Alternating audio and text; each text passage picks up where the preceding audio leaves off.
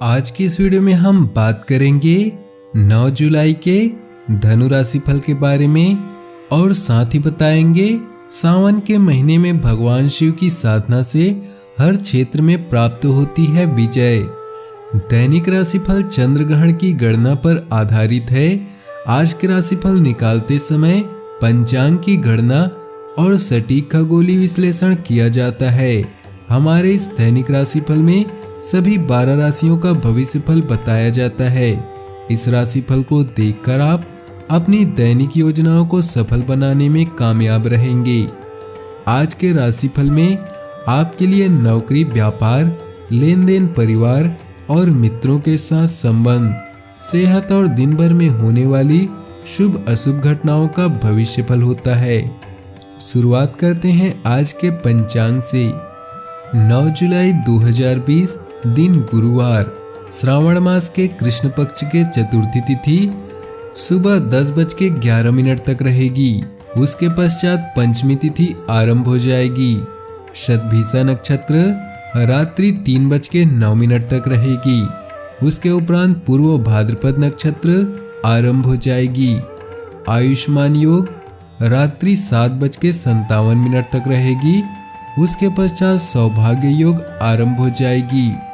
सूर्य मिथुन राशि और चंद्र कुंभ राशि में रहेगा। आज का अभिजीत मुहूर्त अर्थात किसी भी महत्वपूर्ण कार्य को आरंभ करने का शुभ समय सुबह 11:59 से दोपहर 12:54 तक रहेगा। आज का राहु काल अर्थात अशुभ समय दोपहर 2:10 से दोपहर 3:54 तक रहेगा।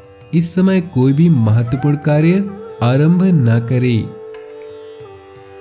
दिन धीमी गति से शुरू होगा। सुबह आप जिन बातों को लेकर थोड़े परेशान रहेंगे, दोपहर में वही बातें आपको खुशी देंगी। ऑफिस में अपनी जगह बनाने के लिए सूझबूझ से काम लेना होगा। बुद्धि से जुड़े कामों के नतीजे शाम तक मिलेंगे। किसी नई डील को फाइनल करने का काम कुछ समय के लिए टाला जा सकता है। सेहत का ध्यान रखें।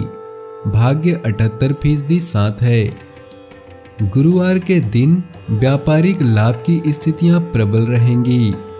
समय आपके लिए अत्यंत शुभ बना हुआ है। भाग्य आपके साथ है। समस्याएं दूर होंगी। योजनाबद्ध तरीके से किए गए सभी कार्य उत्तम सफलता को प्राप्त होंगे। सामाजिक क्षेत्र का विकास होगा। नए कार्यों की रूपरेखा बनाएंगे। आपकी अथक मेहनत का सुखद परिणाम लेकर आएंगे। काम में आपकी रचनात्मक सोच कुछ शानदार परिणाम सामने आएंगे। अपने प्रयासों के लिए पुरस्कारों की भी अपेक्षा रख सकते हैं। व्यवसाय में मिलने वाली प्रशंसा और प्रतिष्ठा का आनंद ले। खुद में और अपने उद्देश्यों में विश्वास आपको सफलता की दिशा में आगे बढ़ाएगा। अपनी अंतरात्मा, अस्तित्व और चेतना तीनों पर विचार करने के लिए अब सही समय है। धन संबंधी मामलों के प्रति उदासीन न हो और कोई भी बड़े फैसले लेने से बचे। योजना बनाने में कुछ समय बिताएं ताकि आप अपने आने वाले कल को सुधार सकें। असफल होना जीवन का एक हिस्सा है। असफल होकर ही शिक्षा मिलती है। प्यार और परिवार की बात करें तो परिवार में किसी नए सदस्य के आने से मन हर्षित होगा। धार्मिक कार्य संपन्न होंगे। ससुराल पक्ष से संबंधों में सुधार होगा।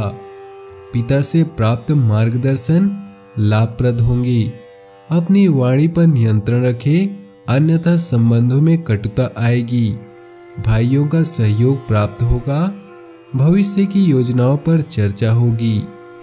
काम और व्यवसाय के लिए आपका दिन अच्छा है, जहां आपके बॉस या वरिष्ठ अधिकारी आपकी प्रशंसा कर रहे हैं। लव लाइफ आज आपको अधिक उत्साहित नहीं कर रही है। दोस्तों या बच्चों के साथ समय बिताकर आप बेहतर महसूस करेंगे। थोड़ी सी प्रयास करने से आपके सपने हकीकत में बदल सकते हैं। अब समय है अपनी रोमांटिक जिंदगी को और भी दिलचस्प बनाने का। जब बात प्यार की आती है तो आप अधिक गंभीर महसूस करते हैं। अपने साथी के साथ अपने भविष्य की चर्चा करें, इससे आप दोनों एक दूसरे के और भी करीब महसूस करेंगे। अपने साथी को खुश करने के लिए आपकी एक नज़र या मुस्कान ही काफ़ी है।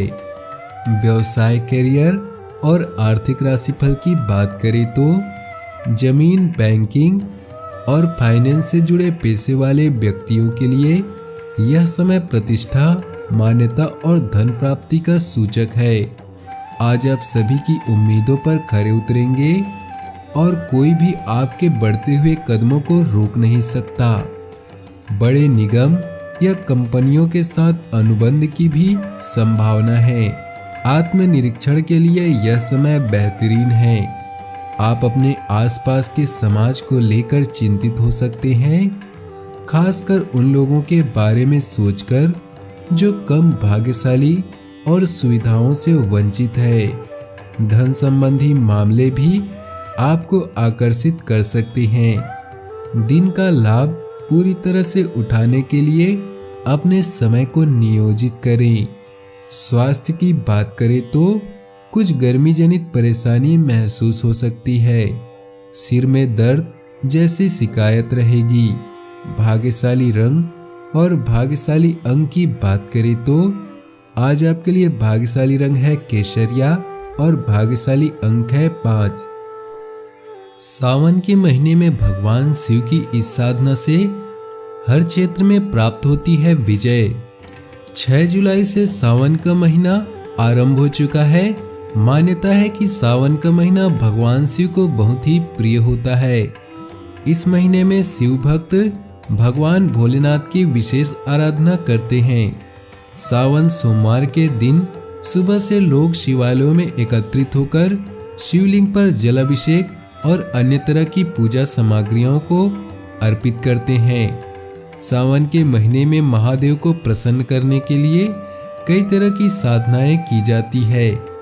ऐसा माना जाता है कि सावन के महीने में शिव जी की पूजा करने से सभी तरह की मनोकामना पूरी होती है। भगवान शिव की कुछ ऐसी ही साधना होती है जिसको सावन के महीने में करने से बड़े शत्रुओं पर विजय प्राप्त होती है। शिव पुराण के अनुसार इस ब्रह्मांड में 3 बड़े अस्त्र माने गए हैं: पशुपतास्त्र, नारायणास्त्र और ब्रह्मास्त्र। भगवान शिव के पास त्रिशूल के अलावा 4 शूलों वाला परम शक्तिशाली दिव्य अस्त्र है जिसे पशुपतास्त्र कहते हैं। महादेव ने अर्जुन को दिया था पशुपतास्त्र।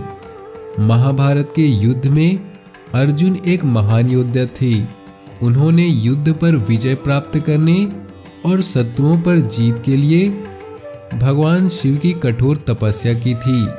तब भगवान शिव ने उन्हें पशुपतास्त्र देते हुए कहा था कि तुम्हें चलाने की आवश्यकता नहीं पड़ेगी, इसे पास रखने मात्र से तुम्हारी विजय हो जाएगी। ये है विजय दिलाने वाली शिव साधना। पुराणों में कहा गया है कि जो भी शिव भक्त सावन के सोमवार या शिवरात्रि के अवसर पर शिव साधना करता है, भगवान शिव उसे प्रसन्न होकर उसे शत्रुओं पर विजय प्राप्त करने का आशीर्वाद देते हैं। शिव जी की पशुपतास्त्र की साधना सभी कष्टों से मुक्ति मिल जाती है। सावन और शिवरात्रि पर पशुपतास्त्र स्तोत्र का पाठ करना चाहिए। इस शिव साधना से हर कार्य में विजय अवश्य होती है।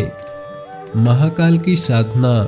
शास्त्रों में कहा गया है कि भगवान शिव की साधना करने से सभी प्राणी जगत के लिए कल्याणकारी सिद्ध होता है। शिव जी के महाकाल स्वरूप की साधना करने से सभी प्रकार के सिद्धियों पर विजय प्राप्त होती है और मृत्यु का भय समाप्त हो जाता है। माना जाता है कि महाकाल की पूजा करने से बड़ा संकट ही जल्द टल जाता है। सावन के महीने में महाकाल की साधना करने से विशेष फल की प्राप्ति होती है। सावन माह में सभी 12 ज्योतिर्लिंग में से एक मध्य प्रदेश के उज्जैन में स्थित महाकालेश्वर शिवलिंग का दर्शन एवं पूजन शिव की विशेष कृपा दिलाने वाला है। भगवान राम की शिव साधना। लंका विजय के लिए प्रभु श्री राम ने युद्ध में जाने से पहले भगवान शिव की इस दिव्य साधना को किया था। इसी के बाद भगवान राम ने रावण का अंत किया था। यह साधना प्रदोष काल में विशेष रूप से फलित होती है। श्रावण और शिवरात्रि पर अगर इस साधना को किया जाए तो शत्रु पर अवश्य विजय प्राप्त होती है।